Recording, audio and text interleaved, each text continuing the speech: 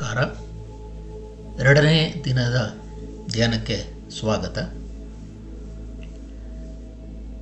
ಇಂದು ಕೂಡ ನಾವು ಆಜ್ಞಾಚಕ್ರದ ಮೇಲೆ ಕೇಂದ್ರೀಕರಿಸಿ ಧ್ಯಾನವನ್ನು ಮಾಡ್ತೇವೆ.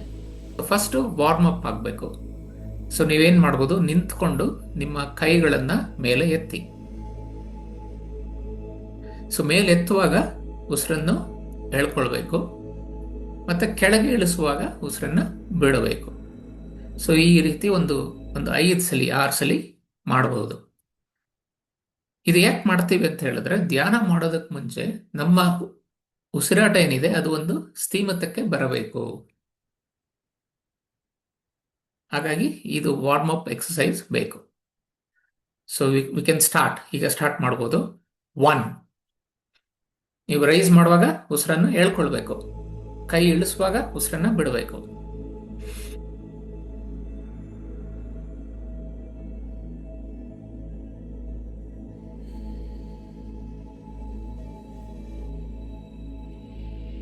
ಅದೇ ರೀತಿ ಈಗ 2 ಕೈಯನ್ನು ಎತ್ತಿದ್ರಲ್ಲ, ಒಂದು ಕೈ ಆಲ್ಟರ್ನೇಟ್ ಕೈಯಲ್ಲಿ ಮಾಡ್ತೀರಾ. ಒಂದ್ಸಲಿ ಒಂದ್ಸಲಿ ಬಲಗೈ, ಒಂದ್ಸಲಿ ಎಡಗೈ.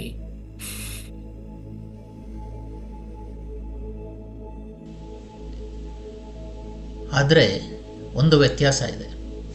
ನಿನ್ನೆ ಆಜ್ಞಾಚಕ್ರದ ಧ್ಯಾನ ಮಾಡುವಾಗ ನಮ್ಮ ಫೋಕಸ್ ಬರೀ ಆಜ್ಞಾಚಕ್ರದ ಮೇಲೆ ಮಾತ್ರ ಮಾಡಬೇಕಾಗತ್ತೆ. ಅಂದ್ರೆ ಉಸಿರನ್ನ ನಿಧಾನವಾಗಿ ಹೇಳ್ಕೊಳ್ಬೇಕು, ಹೊಟ್ಟೆ ತುಂಬುವವರೆಗೂ ಉಸಿರನ್ನ ಹೇಳ್ಕೊಳ್ಬೇಕು. You have to breathe in until your stomach is full. Exhale slowly, ಮತ್ತೆ ಹೊಟ್ಟೆ ಪೂರ್ತಿ ಖಾಲಿ ಆಗೋವರೆಗೂ ಉಸಿರನ್ನ ಬಿಡಬೇಕು. ಈ ರೀತಿ 5 ಸಲ ಮಾಡಬೇಕು ನಾವು. ಆ ಒಂದು ಮೆಡಿಟೇಷನ್ಗೆ ಇವತ್ತು ನಾವು ಮುದ್ರೆಯನ್ನು ಕೂಡ ಆ್ಯಡ್ ಮಾಡ್ಕೊಳ್ತೀವಿ. ಹೀಗೆ ಮಾಡೋದ್ರಿಂದ ಆ ಮೆಡಿಟೇಷನ್ನ ಎಫೆಕ್ಟ್ ಏನಿದೆ ಅದು ಇಂಪ್ರೂವ್ ಆಗುತ್ತೆ, ಆಂಪ್ಲಿಫೈ ಆಗುತ್ತೆ. ಸೊ ನಾವು ಆಜ್ಞಾಚಕ್ರದ ಮೇಲೆ ಫೋಕಸ್ ಮಾಡಿ ಮೆಡಿಟೇಷನ್ ಮಾಡ್ತೀವಿ, ಜೊತೆಯಲ್ಲಿ ಈ ಮುದ್ರೆಯನ್ನು ಕೂಡ ಅಪ್ಲೈ ಮಾಡ್ತೀವಿ. ಸೊ ಯಾವ ಮುದ್ರೆ ಆಜ್ಞಾಚಕ್ರಕ್ಕೆ ಸಪೋರ್ಟ್ ಮಾಡುತ್ತೆ ಅಂತ ಹೇಳಿದ್ರೆ, ಅದು ಜ್ಞಾನ ಮುದ್ರೆ ಅಥವಾ ಜ್ಞಾನ ಮುದ್ರಾ.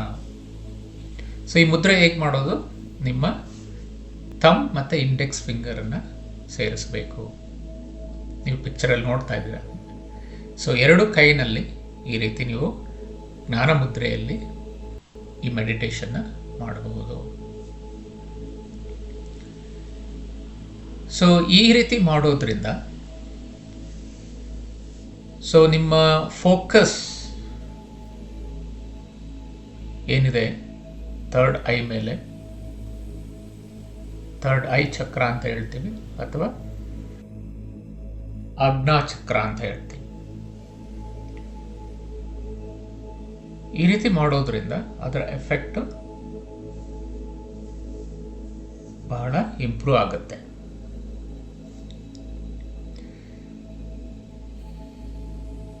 ಸೊ ಈಗ ಶುರು ಮಾಡೋಣ.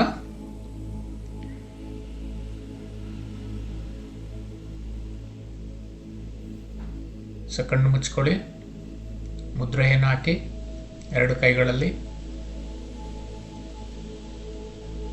ನಿಧಾನವಾಗಿ ಉಸಿರನ್ನು ತಗೊಳ್ಳಿ. Inhale slowly, very slowly.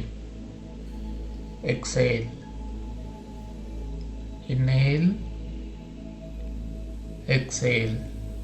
So ಈ ಒಂದು ಪ್ರಾಸೆಸ್ನಲ್ಲಿ ನಿಮ್ಮ ಫೋಕಸ್ ಎಲ್ಲಿದೆ, ನಿಮ್ಮ ಆಜ್ಞಾಚಕ್ರದ ಮೇಲಿದೆ.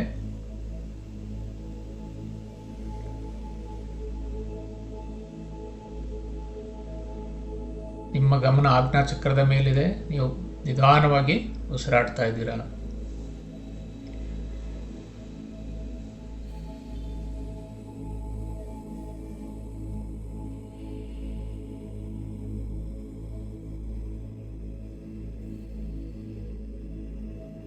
ಆಜ್ಞಾಚಕ್ರದ ಜಾಗದಲ್ಲಿ ನಿಮಗೆ ಕೆಲವು ಸೆನ್ಸೇಷನ್ ಕಾಣಿಸ್ಬೋದು. ಅದನ್ನು ಜಸ್ಟ್ ಅಬ್ಸರ್ವ್ ಮಾಡಿ, ರಿಯಾಕ್ಟ್ ಮಾಡಬೇಡಿ, ಅಬ್ಸರ್ವ್ ಮಾಡಿ. ಯಾವುದೇ ಸೆನ್ಸೇಷನ್ನ ನೀವು ಜಸ್ಟ್ ಅಬ್ಸರ್ವ್ ಮಾಡಬೇಕು, ಯಾವುದೇ ರಿಯಾಕ್ಷನ್ ಕೊಡಬೇಡಿ, ಅಬ್ಸರ್ವ್ ಮಾಡಿ. ನಿಮ್ಮ ಫೋಕಸ್ ಪೂರ್ತಿ ಆಜ್ಞಾಚಕ್ರದ ಮೇಲಿದೆ.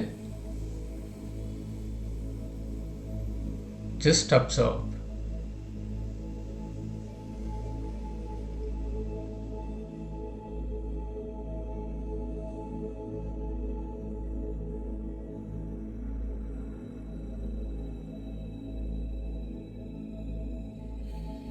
ಹಾಗೆ ಅಬ್ಸರ್ವ್ ಮಾಡ್ತಿದ್ದಾಗೆ ನಿಮಗೆ ಕೆಲವೊಂದು ಬಣ್ಣ ಕಾಣಿಸ್ಬೋದು. ಸೊ ನೆನ್ನೆ ಅದೇ ರೀತಿ ಎಕ್ಸ್ಪೀರಿಯನ್ಸ್ ಇರಬೇಕು ಅಂತೇನಿಲ್ಲ, ಬದಲಾವಣೆ ಆಗ್ಬೋದು. ಇವತ್ತು ನಾವು ಮುದ್ರೆಯನ್ನು ಕೂಡ ಸೇರಿಸಿರೋದ್ರಿಂದ ಇವತ್ತಿನ ಏನು ಎಕ್ಸ್ಪೀರಿಯನ್ಸ್ ಇದೆ ಅದು ಬದಲಾಗೋ ಚಾನ್ಸಸ್ ಇದೆ. ಸೊ ಯಾವ ಬಣ್ಣ ಕಾಣುತ್ತದೆ ಅದನ್ನು ಅಬ್ಸರ್ವ್ ಮಾಡಿ. ಯಾವುದೇ ರಿಯಾಕ್ಷನ್ ಬೇಡ,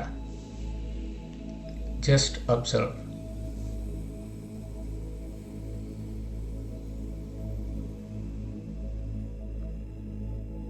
ಆ ಬಣ್ಣದ ಬಿಂದು ಏನು ಕಾಣಿಸ್ತಾ ಇದೆ ನಿಮಗೆ,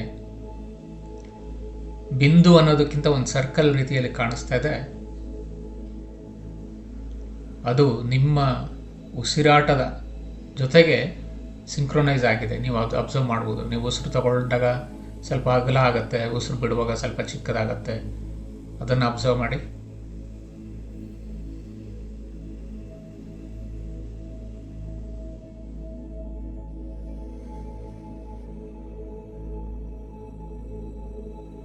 ಹಾಗೆ ಅಬ್ಸರ್ವ್ ಮಾಡಿ.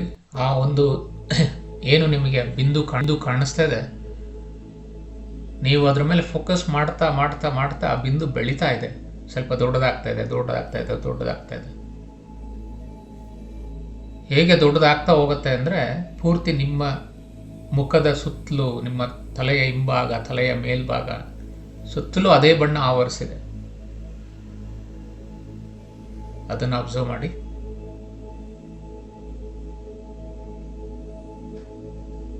ತಕ್ಷಣಕ್ಕೆ ನಿಮ್ಗೆ ಅದು ನಿಮ್ಮ ಗಮನಕ್ಕೆ ಬರದೇ ಇರ್ಬೋದು. ಗಮನ ನೀವು ಅಲ್ಲೇ ಕೇಂದ್ರೀಕರಿಸಬೇಕು.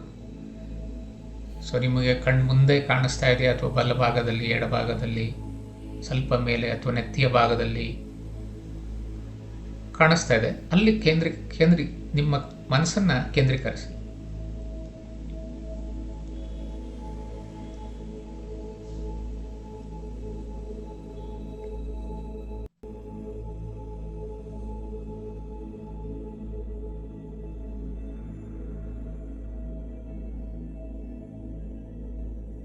ಸೊ ಆ ಬಣ್ಣ ಏನು ಕಾಣಿಸ್ತಾ ಇದೆ ನಿಮ್ಮ ಸುತ್ತಲೂ ಅದನ್ನು ಆವರಿಸ್ತಾ ಇದೆ. ಸೊ ಈಗ ಅಬ್ಸರ್ವ್ ಮಾಡಿ. ಸೊ ನಿಮ್ಮ ಕಣ್ಣು ಮುಂದೆ ಏನಿತ್ತು ಅಥವಾ ನಿಮ್ಮ ತಲೆಯ ಭಾಗದಲ್ಲಿ ಏನಿತ್ತು ಬಣ್ಣ, ಅದು ನಿಮ್ಮ ದೇಹದ ಸುತ್ತಲೂ ಅದೇ ಬಣ್ಣ ಇದೆ. ಅದನ್ನು ಗಮನಿಸಿ.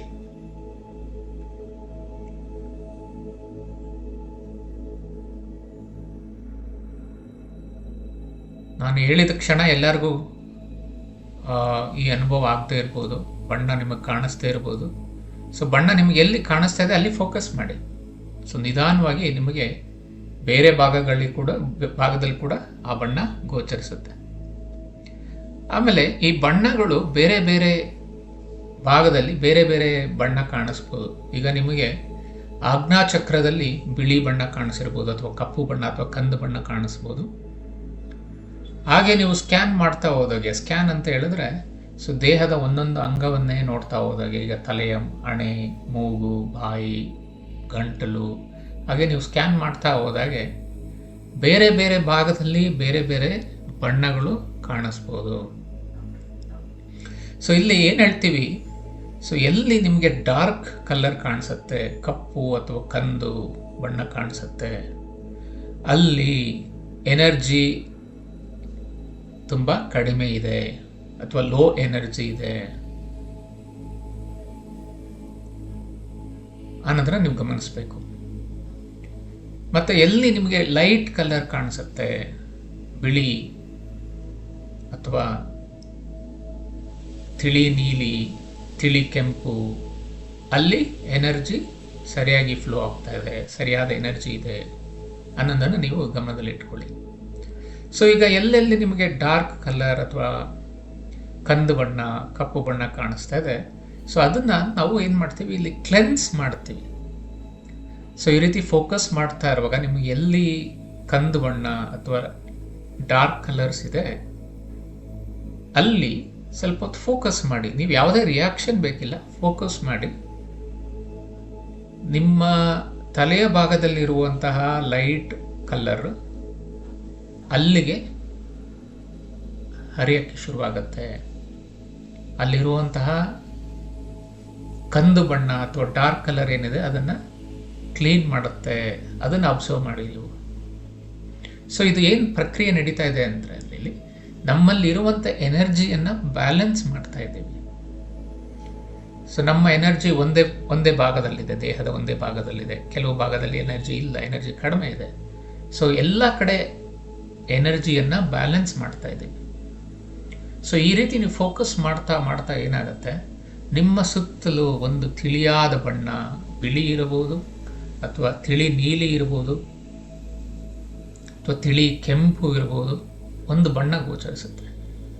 ಅದರವರೆಗೂ ನೀವು ನಿಧಾನವಾಗಿ ಅಬ್ಸರ್ವ್ ಮಾಡಿ. ಇದು ಒಂದೇ ಹೆಜ್ಜೆಯಲ್ಲಿ ಈ ಪೂರ್ತಿ ಎಕ್ಸ್ಪೀರಿಯನ್ಸ್ ನಿಮಗೆ ಆಗದೇ ಇರ್ಬೋದು. ನೀವು ಈ ಪ್ರಯತ್ನವನ್ನು ಮುಂದುವರಿಸಬೇಕು. ಈಗ ಏನು ಈ ಕ್ಲಾಸ್ನಲ್ಲಿ ಪ್ರಾಕ್ಟೀಸ್ ಮಾಡ್ತಾ ಇದ್ದೀರಾ, ಈಗ ಇದೆಲ್ಲ ಅನುಭವ ಆಗದೇ ಇರ್ಬೋದು ನಿಮಗೆ. ಬಟ್ ಇದನ್ನು ಮತ್ತೆ ಮತ್ತೆ ನೀವು ಪ್ರಾಕ್ಟೀಸ್ ಮಾಡಿದಾಗ ಈ ಅನುಭವ ನಿಮಗೆ ಖಂಡಿತವಾಗ್ಲೂ ಆಗತ್ತೆ. ಸೊ ಯಾವಾಗ ಈ ಅನುಭವ ಆಗತ್ತೆ ನಿಮಗೆ, ಸೊ ಆಗ ನೀವು ಖಂಡಿತವಾಗಿ ತಿಳ್ಕೊಳ್ಬೋದು, ನನ್ನ ದೇಹದಲ್ಲಿರುವ ಎನರ್ಜಿ ಏನಿದೆ ಅದು ಬ್ಯಾಲೆನ್ಸ್ ಆಗ್ತಾ ಇದೆ. ಓವರಾಲ್ ಈ ಚಕ್ರವನ್ನು ನಾನೀಗ ಬ್ಯಾಲೆನ್ಸ್ ಮಾಡ್ತಾ ಇದ್ದೀನಿ ಅನ್ನೋದು ನಿಮ್ಮ ಗಮನದಲ್ಲಿ ಇಟ್ಕೊಳ್ಳಿ.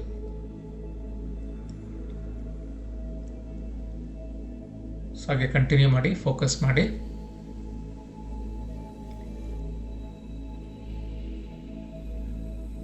ಸೊ ನಿಮ್ಮ ದೇಹದ ಸುತ್ತೆಲ್ಲ ತಿಳಿಯಾದ ಬಣ್ಣ ಇದೆ.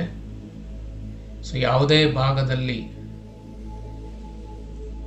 ಬೇರೆ ಯಾವುದಾದ್ರೂ ಬಣ್ಣ ಇದ್ದರೆ, ಡಾರ್ಕ್ ಕಲರ್ಸ್ ನಾನು ಹೇಳಿದಾಗೆ ಇದ್ದರೆ, ಅಲ್ಲಿ ಜಸ್ಟ್ ಫೋಕಸ್, ನಿಮ್ಮ ಫೋಕಸ್ ಅಲ್ಲಿ ತಗೊಂಡೋಗಿ ಈ ತಿಳಿಯಾದ ಬಣ್ಣ ಅಲ್ಲಿಗೆ ಹರಿಯಕ್ಕೆ ಶುರುವಾಗುತ್ತೆ. ಅಲ್ಲಿರುವಂತಹ ಡಾರ್ಕ್ ಕಲರು ಮಾಯ ಆಗತ್ತೆ. ನಾನು ಹೇಳಿದ ತಕ್ಷಣ ಮಾಯ ಆಗಬೇಕು ಅಂತಲ್ಲ, ನೀವು ಅಬ್ಸರ್ವ್ ಮಾಡಬೇಕು. ಅದು ಮಾಯ ಆಗೋವರೆಗೂ ಅಬ್ಸರ್ವ್ ಮಾಡಬೇಕು. ರಿಯಾಕ್ಷನ್ ಬೇಡ, ಯಾವುದೇ ರಿಯಾಕ್ಷನ್ ಬೇಡ, ಜಸ್ಟ್ ಅಬ್ಸರ್ವ್. ಸೊ ಇದನ್ನು ನೀವು ಕಂಟಿನ್ಯೂ ಮಾಡಬೇಕು. ನೀವು ಒಂದು 2-3 ಸ್ಕ್ಯಾನ್ ಮಾಡ್ಬೋದು. ನಿಮ್ಮ ನೆತ್ತಿಯಿಂದ ಕಾಲುವರೆಗೂ ನಿಧಾನವಾಗಿ ನಿಮ್ಮ ದೇಹವನ್ನು ಜಸ್ಟ್ ಸ್ಕ್ಯಾನ್ ಮಾಡ್ತಾ ಹೋಗಿ. ಯಾವ ಬಣ್ಣ ಕಾಣಿಸ್ತಾ ಇದೆ ಜಸ್ಟ್ ಅಬ್ಸರ್ವ್ ಮಾಡಿ. ಅಬ್ಸರ್ವ್ ಮಾಡ್ತಾ ಮಾಡ್ತಾ ಹೋಗಿ. ಸೊ 2-3 ಸಲ ಇದನ್ನು ರಿಪೀಟ್ ಮಾಡಿ.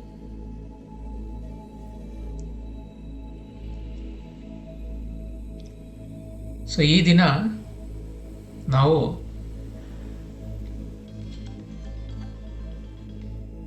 ಚಕ್ರದ ಮೆಡಿಟೇಷನ್ ಜೊತೆಯಲ್ಲಿ ಈ ಮುದ್ರೆಯನ್ನು ಸೇರಿಸಿರೋದರಿಂದ ಪರಿಣಾಮ ತುಂಬ ಚೆನ್ನಾಗಿರುತ್ತೆ. ಈ ಮುದ್ರೆ ಪ್ಲಸ್ ಚಕ್ರ ಎರಡೂ ಇರೋದರಿಂದ ಈ ಮೆಡಿಟೇಷನ್ನು ಇನ್ನೂ ಹೆಚ್ಚು ಪರಿಣಾಮಕಾರಿಯಾಗಿ ಕೆಲಸ ಮಾಡುತ್ತೆ.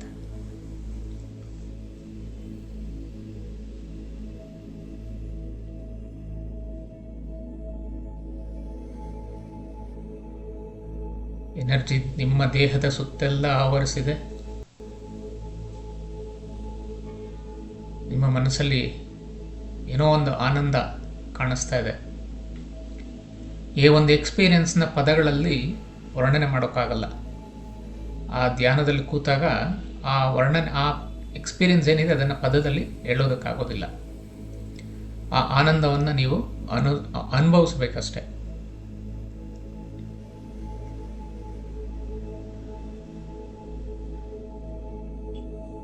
ಸೊ ನಿಧಾನವಾಗಿ ನಿಮ್ಮ ಫೋಕಸ್ನ ಮತ್ತೆ ಆಜ್ಞಾಚಕ್ರ ತಗೊಂಡು ಬನ್ನಿ.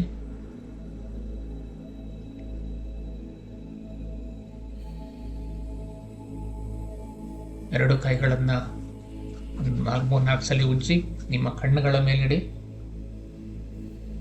ಕಣ್ಣನ್ನು ಬಿಡಿ. ಹೇಗಿತ್ತು ಇವತ್ತಿನ ಎಕ್ಸ್ಪೀರಿಯನ್ಸ್? ಈ ಎಕ್ಸ್ಪೀರಿಯನ್ಸನ್ನು ನೀವು ಬರೆದು ಇಡೋದನ್ನು ಮರಿಬೇಡಿ. ಈ ಎಕ್ಸ್ಪೀರಿಯನ್ಸ್ ಏನಾಗುತ್ತೆ, ಪ್ರತಿದಿನ ಈ ಎಕ್ಸ್ಪೀರಿಯನ್ಸ್ ನೀವು ರೆಕಾರ್ಡ್ ಮಾಡಿ ಇಡೋದ್ರಿಂದ 21 ದಿನ ಕಳೆದ ಮೇಲೆ ಮುಂದಿನ ಮೆಡಿಟೇಷನ್, ಮುಂದಿನ ಧ್ಯಾನ ಹೇಗಿರಬೇಕು ಅನ್ನೋದನ್ನು ಡಿಸೈಡ್ ಮಾಡೋದಕ್ಕೆ ತುಂಬ ಅನುಕೂಲ ಆಗುತ್ತೆ. ಸೊ ಹಾಗಾಗಿ ಪ್ರತಿದಿನ ನಿಮ್ಮ ಎಕ್ಸ್ಪೀರಿಯನ್ಸನ್ನು ರೆಕಾರ್ಡ್ ಮಾಡೋದನ್ನು ಮರಿಬೇಡಿ. ಧನ್ಯವಾದ. ನಾಳೆ ಸಿಗೋಣ. Thank you.